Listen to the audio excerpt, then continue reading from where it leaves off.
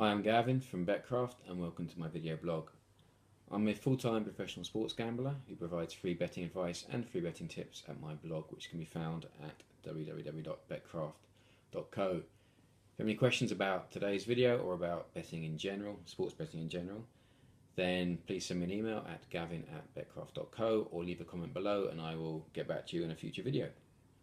So I had a question last week which asked me what I consider to be the most important thing to consider when placing a bet. And I replied that it's not what you bet on necessarily, but it's where you bet and the odds that you get on that bet.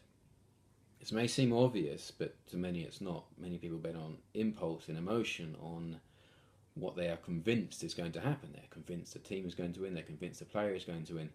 They don't look at the likelihood of that happening, they don't look at the likelihood of that player winning. They don't consider the odds and the numbers as much as they possibly should do. So every bet can be classed as either bad, neutral or good. A bad bet is one in which the odds are not as good as the true probability of that event happening. A neutral bet is where the odds are the same as the true probability. And a good bet, or where the odds that you get are better than the true probability of that event happening, which is known as a value bet. Finding value is not always easy. If it was easy, then every single person who was betting would be a rich man. You can certainly help yourself by arming yourself with a few tools. Now, the first thing to consider is that you need to look for the best odds every single time when placing a bet. There are hundreds of bookmakers online, and it's impractical to have an account with every single one of them. But if you only have one account, then you're just going to be missing out. That one account is never going to be giving you the best odds. So try to open up as many accounts as you can, and bookmakers do give incentives, so you'll be picking up bonuses at the same time.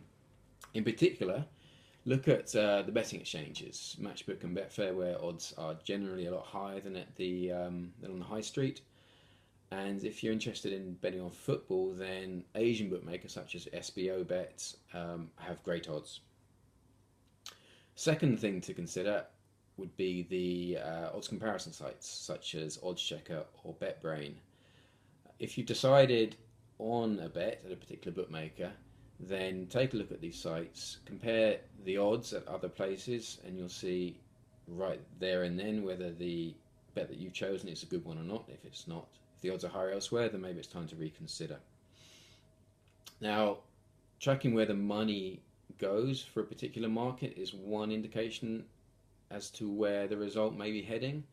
So Betfair have a very, very useful tool which is graphical. Next to every team or every single player, there's a little icon, a little graph icon, which once you click on shows you every bet that's been placed. It shows you the odds as well as the volume, so you can see whether a bet is coming in or going out and make a decision based on that. The final tip that I would give would be to take the odds that you are looking at your bookmaker and then compare them with a very competitive bookmaker such as Betfair. Betfair is not a bookmaker but an exchange. Betfair or Pinnacle. Pinnacle is an American bookmaker.